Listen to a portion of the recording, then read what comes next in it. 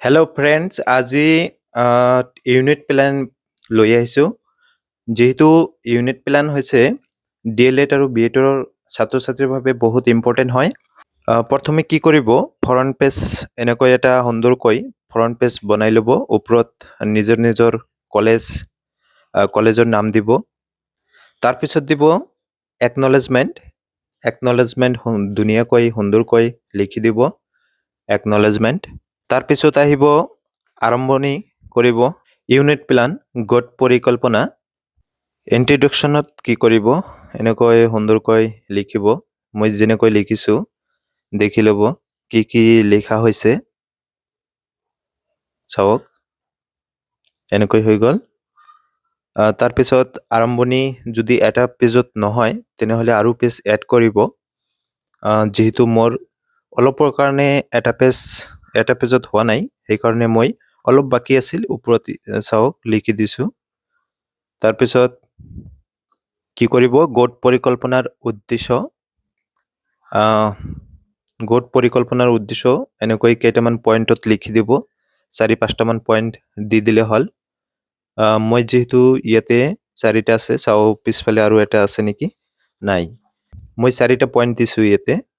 এতিয়া কি কৰিব, গোট পৰিকল্পনা এনেকৈ লিখিব আৰু এটা সুন্দৰকৈ ঘৰ বনাই দিব। আৰু ইয়াতে এড কৰিব বিষয়, ছাবজেক্টটো কি আৰু শ্ৰেণী, গোট নাম্বাৰ আৰু পাঠৰ সংখ্যা, কেইটা পাঠ লোৱা হৈছে। গোট পৰিকল্পনা তাৰমানে ইয়াতে কেইটামান পাঠ লোৱা হয়। পাঠ লৈ এটা গোট বনোৱা হয়। গোট কেইবাটাও থাকিব পাৰে। যিহেতু মই গোট নম্বৰ 1, মোৰ গোট হৈছে 1 নম্বৰ গোট, আৰু ইয়াতে মই 3টা পাঠ লৈছোঁ। আৰু পাঠসমূহৰ নাম ইফালে ৰাইট ছাইডত দি দিব।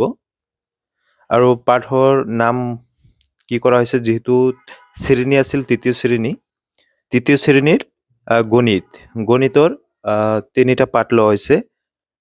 আকৃতি আৰু নক্সা আৰু সংখ্যাৰ ধাৰণা, মানে 1ৰ পৰা 500লৈকে। আৰু 3 নম্বৰ 501ৰ পৰা 999লৈকে সংখ্যাৰ ধাৰণা। তো এই আছিল পাঠৰ নাম। তাৰপিছত কি কৰিব, গোটৰ উদ্দেশ্য থাকিব। যিহেতু প্ৰতিটো পাঠৰ বাবে কি হ'ব, বেলেগ বেলেগকৈ উদ্দেশ্য থাকে, নিশ্চয় থাকে।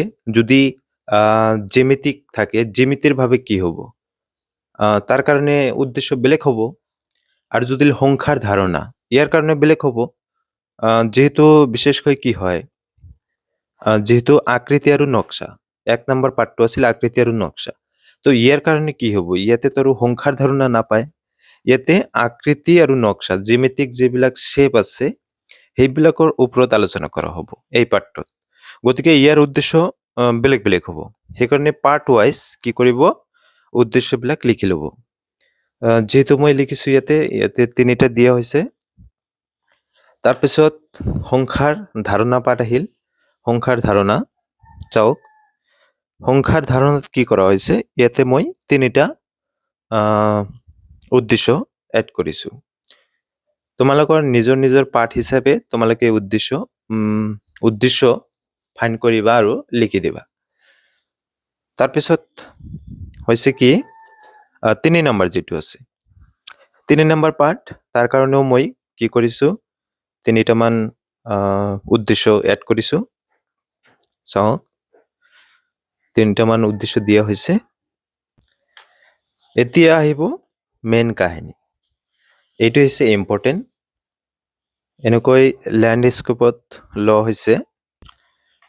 মই গোটেইখিনি ইফালে ঘূৰাই লৈছোঁ। চাওক, মানে এইবিলাক লিগেল পেজত লিখিব লাগে। কিন্তু এইবাৰ যিহেতু HCERTৰ পৰা কি কৰা হৈছে, কিছুমান গাইডলাইন আহিছে, মানে এইবিলাক PDF কৰি পঠাব লাগে। সেইকাৰণে স্কেন কৰোঁতে অসুবিধা হোৱাৰ কাৰণে কলেজৰ পৰা কি ইনষ্ট্ৰাকশ্যন দিয়া হৈছে যে এইবিলাক A4 সাইজ পেপাৰত লিখিব লাগে। সেইকাৰণে লিখাবিলাক অলপ সৰু সৰু হ'ব পাৰে, অলপ ভালদৰে চাই ল'ব। মেইন হৈছে কি, ওপৰৰ যিটো ঘৰ আছে, কেইটা ঘৰ আছে, এইটো ভালদৰে চাব। প্ৰথম হৈছে গোট নম্বৰটো দিব লাগিব। তাৰপিছত পাঠসমূহৰ নাম, তাৰপিছত পিৰিয়ডৰ সংখ্যা, পিৰিয়ড এটা পাঠ কেইটা পিৰিয়ডত শেষ কৰিলে সমাপ্ত হ'ল সেইটো লিখিব, আৰু উদ্দেশ্য, তাৰপিছত উদ্দেশ্য আহিব, পদ্ধতি, শিক্ষণ সঁজুলি, শিক্ষণৰ ফলাফল, তাৰপিছত মূল্যায়ন, নিদানমূলক শিক্ষণ যদি থাকে, আৰু মন্তব্য। এনেকৈ সুন্দৰকৈ দি দিব। দিয়াৰ পিছত এটা এটাকৈ ভাগ কৰিব। মই যিহেতু 3টা পিৰিয়ড কৰা হৈছে সেইকাৰণে 3টা ভাগ কৰা হৈছে, যে প্ৰথম পিৰিয়ডত কি কৰিছোঁ, তাৰপিছত কি কৰিছোঁ, তাৰপিছত কি কৰিছোঁ, এনেকৈ সুন্দৰকৈ লিখি দিব। যেহেতু এটা পাঠ 3টা পিৰিয়ডত সমাপ্ত কৰা হৈছে, শেষ কৰা হৈছে, ছাত্ৰ ছাত্ৰীক এটা পাঠ 3টা ক্লাছত শেষ কৰা হৈছে, গতিকে এনেকৈ 3টা ভাগ কৰা হৈছে। সুন্দৰকৈ কি কি লেখা হৈছে, পাঠ হিচাপে লেখা হৈছে, এইটো গ'ল। তাৰপিছত কি কৰিব, আৰু এটা ল'ব, এইটো হৈছে পাঠসমূহৰ নাম। ইয়াতে চাওক, প্ৰথম পাঠটো বেলেগ আছিল আৰু এইটো বেলেগ, গতিকে ইয়াতে পাঠৰ নাম দিব, আৰু এইটো কি কৰা হৈছে 3টা পিৰিয়ডত সমাপ্ত কৰা হৈছিল। আৰু সেম একেদৰে ওপৰৰখিনি সেম থাকিব, জাষ্ট ইয়াতে উদ্দেশ্য, পদ্ধতি আৰু কি কি TLM ব্যৱহাৰ কৰিছিল সেইবিলাক বেলেগ বেলেগ হ'ব, সুন্দৰকৈ লিখি দিব। তাৰপিছত আহিল আৰু এটা 3টা যেহেতু পাঠ লোৱা হৈছিল, এইটো হৈছে শেষৰটো পাঠ, সেম একে হয়, জাষ্ট এইবিলাক লেখাবিলাক তোমালোকে সুন্দৰকৈ দেখি ল'ব কি কি লেখা হৈছে। হ'ল, এইখিনি হোৱাৰ পিছত তাৰপিছত কি কৰিব, সামৰণি সুন্দৰকৈ লিখি দিব, সামৰণি, কনক্লুজন। মই শ্বৰ্টকাটত লিখি দিছোঁ, তোমালোকে পাৰিলে আৰু অলপ বেছিকৈ লিখিব, যাতে এটা পেজ আহি যায়। তো আজিৰ ভিডিঅ'টো কেনেকুৱা লাগিল কমেণ্ট বক্সত নিশ্চয় জনাব। Thank U.